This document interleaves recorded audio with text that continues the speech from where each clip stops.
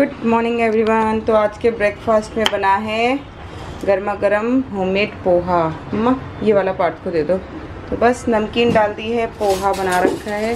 बहुत ही यम्मी लगता है पोहा, बहुत दिन बाद बना है। एंड मम्मी ने नहा धो के अपनी पूजा भी कर ली है और अब चाय वाली हमारी रेडी है। तो हम कर रहे हैं, हाँ हनुप का ये वाला वो पार्ट का है, ये आपका और मेरा है, ये आपका ये मेरा है। चलो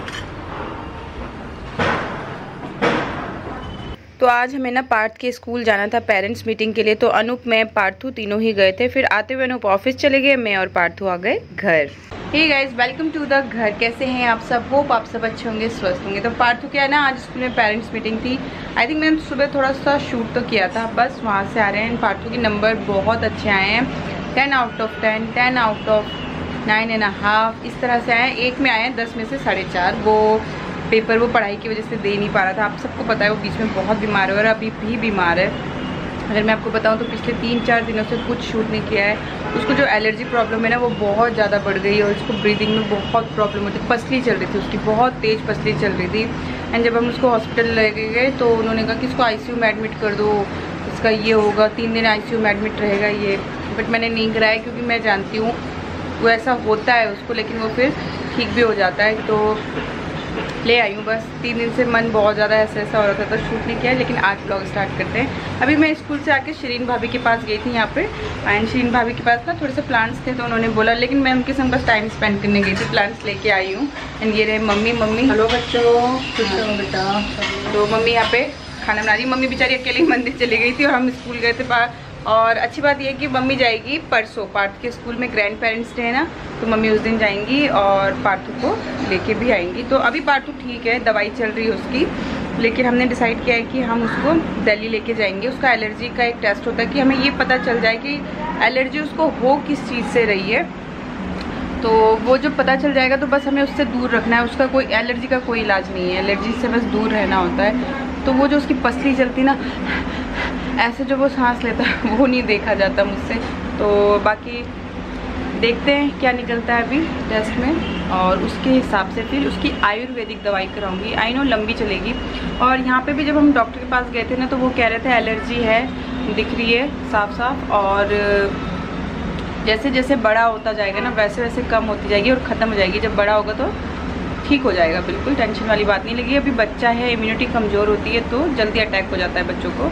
तो 3 साल से ना ऐसा इसको कुछ हुआ नहीं था। उसका रीज़न ये है कि हम कोरोना था, घर के अंदर रहते थे, बच्चे सेफ थे। अब बच्चे बाहर जाते हैं, अदर बच्चों के टच में आते हैं, तो उनको अगर कफ या कोल्ड होती है या उनसे कुछ टच होकर इसको आता है, और वो तो होना ही पड़ेगा। स्कूल तो भेजते ही हैं हम लोग, स्कूल तो जाते ही है। उस वजह से शायद इसको ना बहुत ज़्यादा ऐसा हो गया।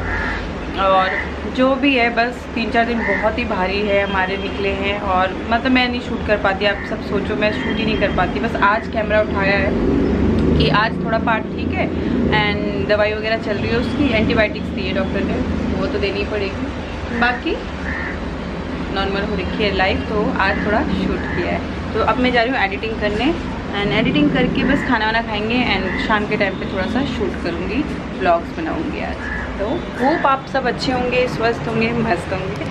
और अब मैं चली एडिटिंग करने। तो यहाँ पे जब तक मैं एडिटिंग कर रही थी मम्मी ने खाना बना लिया दिन का, और अनूप भी आ गए थे लंच टाइम पे। तो बस सबने बैठ के फिर दिन का खाना खाया। 2 बज गए थे आई थिंक। एंड यहाँ पे पार्थू को पहले ही मैंने खिला दिया है, उसको बैठ के टीवी देखने दे रही हूँ क्योंकि अभी नीचे खेलने नहीं भेज रही हूँ। नीचे इतना कीचड़, इतना गंदगी हो रहा है ना बारिश की वजह से, बारिश है कि बंद ही नहीं हो रही है। तो और उसको कफ की प्रॉब्लम हो रही है, तो अभी उसको बस घर पर ही रख रहे हैं। अभी तबीयत ठीक नहीं है ना उसकी, तो उसको वैसे ही रहने दे रहे हैं जैसे वो रहना चाह रहा है। साथ में बस सब लोगों ने मिलकर खाना खाया। एंड इसके बाद मैंने कुछ भी शूट नहीं किया। एक्चुअली मेरा मन ही नहीं हो रहा है। मैंने जैसे बताया ना कि पार्थ बीमार होता है तो बस मैं डाउन हो जाती हूँ बहुत ज़्यादा। तो उसके बाद ना शाम को बस मम्मी ने पूजा वगैरह की एंड हम लोग आज से 1 दिन पहले जाके ना किचन मेकओवर के लिए मम्मी मेरे से बोल रही थी कि किचन की थोड़ी सी जो ये शीट है ना उसको चेंज कर दे। गाइस तो इवनिंग हो गई, दिन से कुछ शूट नहीं किया है, काम ही कर रहे थे। मतलब मैं तो किचन में जाके वो एक आला पकड़ के बैठ गई, पूरा क्लीन किया उसको। मम्मी अपने काम कर रही थी। कल है ना हम ये खरीद के लेके आए थे शीट, क्योंकि मम्मी गई थी चल सीमा किचन का थोड़ा सा वो चेंज करते हैं, शीट वगैरह बहुत गंदा हो रहा है। मतलब कब से यही बिछा हुआ है, फट भी गया है। तो ये नई वाली शीट लेके आए वुडन। हमारे पास ऑप्शन बहुत कम थे, बहुत महंगा मिल रहा था। इस शीट का मैं आपको बताऊँ, ये 5 फीट है और ये हमें 650 रुपये बोला था।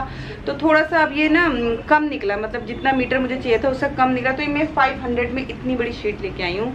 और ये थोड़ी बार्गेनिंग करनी पड़ती है, अलग अलग रेट मिलेंगे। 1100 का भी बोल रहा था। तो अब आप देख लेना, मैं ये वाला शीट जो है ना 5 फीट चौड़ाई सेम ही होती है, ये लेके आई हूँ 500 रुपीज़ का। एंड अब इसको कट कर रहे हैं मम्मी और मैं, पर पार्थू में करने नहीं दे रहा है। कट करके फिर हम इसको किचन में बिछाएंगे एंड किचन का करेंगे मेकओवर। तो ये जो शीट है ना, ये बहुत ही इजी होती है किचन में बिछाने के लिए। जैसे किसी का किचन टॉप अगर सुंदर नहीं है तो आप अपनी पसंद की कोई भी शीट लेके आओ और किचन में या जो स्लैब्स वगैरह होती है ना, उनमें आप बिछा सकते हो। इनको बहुत अच्छी लगती हैं एंड बहुत ही इजीली क्लीन भी हो जाती हैं, बहुत आसानी से। देखो कैंची की सहायता से आप घर पे भी कट कर सकते हो। तो हमने ना अपना किचन टॉप नापा, इंची टेप नहीं मिल रहा था तो बस धागे से ही नाप लिया। इसकी लंबाई तो मुझे पता ही है, लेकिन चौड़ाई देखी तो 24 इंच थी। तो धागे से हमने नाप लिया है। एंड फिर मम्मी और मैंने इसको, क्योंकि ये काफ़ी बड़ा था, तो हमने डिसाइड किया कि बाकी जो स्लीव्स हैं ना उनमें भी इसको बिछा देंगे तो एक जैसा हो जाएगा तो अच्छा लगेगा। तो ये ना थोड़ा सा, चाहे आप कहीं से भी कैसे भी खरीद लो, थोड़ा सा टेढ़ा मेढ़ा होता ही है, हल्का सा, माइनर सा। तो आपको बस उसको एडजस्ट करना होता है। एंड उसको ज़मीन पे बिछा के कीजिए एंड नाप लीजिए। इसको हर एंगल से नापना ज़रूरी होता है, क्योंकि कहीं आप साइड से नापे और बीच से वो, मैंने जैसे बताया नहीं, थोड़ा सा आड़ा तिरछा होता है, तो उस चीज़ से आप बच जाओगे। एंड इसको कट करना पता है कितना इजी, आपको बिल्कुल चौक वॉक की ज़रूरत नहीं है। देखो आप, मैं किस तरह से ना उसके फोल्ड को दबा रही हूँ टाइट टाइट हाथ से, जैसे हम पेपर को फोल्ड करते हैं एंड एक लाइन से खींचते हैं नाखून की सहायता से, तो किस तरह से उसमें लाइन बन जाती है, बस उसी तरह से इसको देखो मैं धीरे धीरे जो इसका कोना है ना मोटा वाला, वहाँ पे उसको प्रेस कर रही हूँ। चूटी काटते हैं ना, जैसे इस तरह से दबा दो आप।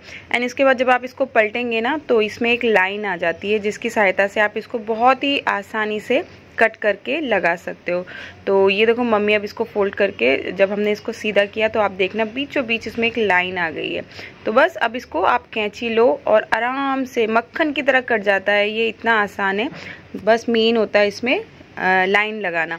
जितना आपको चाहिए उस हिसाब से आप इसको कट करो। और काफ़ी बड़ी होती है, बिलीव मी, मुझे 10 से 12 साल हो गए इस तरह की चीज़ को यूज़ करते हुए। और कभी गैस के नीचे बिछाने के लिए जैसे सवाल आते हैं कि ये जलेगा, नहीं, नहीं जलता, बिल्कुल भी नहीं जलता। और ये तो मैं, मतलब ये मेरा खुद का एक्सपीरियंस है ना। आप लोग भी मुझे 4 साल से देख ही रहे हो कि जब मैं RK पुरम में थी तब भी मैं ऐसा चीज़ यूज़ करती थी, एंड यहाँ पे हूँ तब भी मैं ये यूज़ करती हूँ। और ये बिल्कुल भी नहीं जलता, सेफ़ होता है। इसको टाइम टू टाइम आप वॉश कर लो, बहुत अच्छे से वॉश हो जाता है। सुखाओ, अगर धूप नहीं आ रही तो सूखे कपड़े से पोंछ लो तो भी ये आराम से क्लीन हो जाता है। तो बस मम्मी ने इसको यहाँ पे कट किया। पहले हमने पुरानी वाली शीट को रिमूव किया है, और पुरानी शीट आप देख सकते हो वाइट है। तो वाइट से क्या होता है, कलर खिलता है, लेकिन वाइट गंदा भी बहुत जल्दी हो जाता है। और मुझे वाइट बहुत पसंद है। लेकिन ये वाला जो हमने शीट लगाया है ना, इसको भी थोड़ा सा आँखों को एडजस्ट करने में टाइम लगता है। ये भी मैंने अपनी तरफ से कोशिश की है कि इस शेड में भी बहुत सारे शेड थे जैसे डार्क में, लेकिन हमने इसको लाइट वाला ही लिया है। तो किचन के जो ये स्लेव्स है ना, इसमें क्या होता है कि कभी कभी जैसे कूड़ा हो जाता है, गीला हो जाता है, तो इसको पहले सूखे कपड़े से आप पोंछ लो अच्छे से। एंड उसके बाद मम्मी और मैंने मिलके इसमें ये शीट बिछाई है। मेरा जो गैस रखा हुआ है ना, वो उसको मैं ज़्यादा उठा नहीं सकती। अगर उठा के नीचे रख के बिछाऊँ तो बहुत आराम से बिछ जाएगा, लेकिन उसका जो पीछे वायर है ना जिससे पाइप जाती है, वो थोड़ा अजीब सा है, तो इसलिए मैं उसको पूरा नहीं उठा पाई। एंड थोड़ा सा इतना सा ही कम पड़ रहा था। आप देख रहे हो जहाँ पे माइक्रोवेव आता है ना मेरा, वहाँ पे, तो बस माइक्रोवेव वाली जगह पे हमने एक कट लगा दिया, उसको अंदर की तरफ डाल के ऊपर से ढक दिया। बिल्कुल भी पता नहीं चल रहा है कि हमने इसमें ऐसा किया है। तो ये एक मेरी आज नई शीट मैंने रेडी कर ली है, और मम्मी की बदौलत हो गया, नहीं तो मैं तो बिल्कुल करने ही नहीं वाली थी। अनूप गुस्सा कर रहे थे कि इस मकान का टूटने का फिर से आ गया है। मतलब कुछ पता ही नहीं चल रहा है कि मकान का हो क्या रहा है। कुछ लोग कह रहे हैं जल्दी टूटने वाला है, कुछ लोग कह रहे हैं नहीं अभी 1-1.5 साल लगेगा, कुछ नहीं पता। अभी लेटेस्ट जब मैं और मम्मी ये लेके आए ना, तब पता चला कि इस नवंबर दिसंबर तक वो बोल रहे हैं कि शायद कंफर्म हो जाएगा। एनीवे, हमने अपनी, मतलब मेरा तो ये वाला हाल है कि चाहे मैं 2 दिन रहूँगी कहीं पे भी, मैं तो अपने हिसाब से ही रहती हूँ। तो ये देखो जब हमने शीट बिछाई है ना तो कितना सुंदर लग रहा है। एंड ये जो चाय वाला, जहाँ पे मैं चाय के चीनी के डब्बे कप वगैरह रखती हूँ ना, वहाँ के लिए एग्जैक्ट ऐसा पीस बचा, ऐसा लग रहा था जैसे मैंने कटिंग किया हो, लेकिन नहीं, मैंने कटिंग नहीं किया था। ये इतना प्यारा पीस एकदम एग्जैक्ट उसी के नाप का बचा था, क्या लंबाई क्या चौड़ाई। तो इसको मैंने फिर यहाँ फिट कर दिया कि ये भी अच्छा हो जाएगा। खाना बनाते बनाते यहाँ पर भी बहुत चिकनाई सी हो जाती है ना, तो इसको भी रिमूव करना पड़ता है, धोना पड़ता है। तो ये देखो, ये मेरा चाय वाला एक सेक्शन रेडी हो गया है। Kettle, snacks, T, sugar, coffee and cup सब रेडी है वहाँ पे। एंड ये हमारी किचन भी रेडी हो चुकी है ना, आप देख सकते हैं, देखने में बहुत ही अच्छी लग रही है। तो ये वाला जो हिस्सा है ना, इस वाली शीट को आप देख रहे हो, ये कम से कम नहीं तो 10 साल पुरानी शीट है। और 10 साल पुरानी होने के बाद भी आप देख सकते हो इसकी क्वालिटी एज इट इज़ है। तो इसलिए हमने इसको चेंज नहीं किया। जो चीज़ अच्छी है उसको क्यों फेंकना है ना। बाकी इससे मिलता जुलता ही है वो नीचे वाला हिस्सा। तो एंड यहाँ पे आप सब जानते हो मैं किस तरह से किचन, मैंने आपको टूर बहुत बार कराया हुआ है, अपनी देसी किचन का टूर। और रेंटल अपार्टमेंट है तो इसमें हम कुछ कर ही नहीं सकते। ये थोड़ा सा ग्रोसरी में जैसे एक्स्ट्रा ला के रखती हूँ ना, वो बॉक्स में ऐसे पीछे की साइड रख देती हूँ ताकि एकदम से ख़त्म हो तो बाहर भागना ना पड़े। चावल, आटा यहाँ पे सब रहता है। तो ये वाला सेक्शन आप देख सकते हो, ये भी क्लीन हो गया है। एंड सिलेंडर के नीचे भी हमने ये वाली शीट काफ़ी बची थी तो यहाँ लगा दी। एक पत्थर रखा हुआ है जिस पे मैं तवे को रखती हूँ। तवा अगर गुनगुना भी होता है या कुछ भी हो तो ऐसे रखूँ, डायरेक्ट ना रखूँ। तो ये रही हमारी किचन जो कि हमने ऑर्गेनाइज़ कर लिए। छोटा सा एक मेकओवर कर दिया है किचन का, मम्मी और मैंने मिलके। होप आपको अच्छा लग रहा हो। एंड अच्छा लगा है तो एक बार आप भी ट्राई कर सकते हैं, अगर हमारी ही तरह आपकी भी किचन है, रेंटेड अपार्टमेंट में आप रहते हैं तो होप आपको अच्छी लगी हो। तो ये गाइस किचन मेकओवर हो गया हमारा, मतलब चलता फिरता किचन मेकओवर है, लेकिन थोड़े थोड़े चेंजेस अच्छे लगते हैं घर पे। और अब जो ये वाइट वाली शीट बची है ना, इसको मैं फेंकने नहीं वाली, ये बहुत जगह यूज़ होगी। तो कल इसको वॉश कर दूंगी एंड देखूंगी कहाँ अंदर अंदर जो स्लेब्स हैं जिनमें मैंने कागज़ अखबार बिछा रखे हैं ना, वहाँ पे इनको बिछा दूंगी। तो ये एक बार इन्वेस्टमेंट होती है, और मैं कहूँगी ये बहुत महंगा भी नहीं है। एक बार की इन्वेस्टमेंट है, ले लो इसको और लगा दो और धोते रहो, बिछाते रहो, सालों साल, 10-10, 12-12 साल पुराना शीट भी है मेरे पास। तो आप देख सकते हो। और अभी आपको बस उतना हिस्सा दिखाया है जो साफ़ हो रखा है, बाकी अभी करना है, क्योंकि बहुत जब आप मेकओवर करते हो बहुत खिलाड़ा हो जाता है। आपको एक उदाहरण दिखाना चाहती हूँ, ये देखो ये सब चीज़ें फैल चुकी हैं। यहाँ पे भी मैं आपको दिखा देती हूँ, ये देखो इस तरह से कैमरे की स्टैंड वगैरह लगी है। यहाँ पे भी ये सारा कूड़ा है जो हमने वो कर रखा है। तो ये सब आपको बस इतना ही हिस्सा दिखाया गया है, जो कि ऐसे ही होता है भाई, क्या कहें। किसी कारण से ना मैं ज़्यादा शूट नहीं कर पा रही हूँ, लेकिन अब करेंगे। अब हो गया, जो भी कारण था वो निपट गया है बस। तो बस अब आज की ब्लॉग को यहीं एंड करते हैं। होप आपको किचन का ये मेकओवर छोटा सा पसंद आया हो, और अगर पसंद आया हो तो बने रहना हमारे साथ इस तरह की छोटी छोटी चीज़ें करने के लिए। और सीखें, दिवाली आने वाली है तो बहुत सारे आपके लिए काम आ सकते हैं। तो दिवाली के टिप्स समझ लो आप, दिवाली क्लीनिंग टिप्स।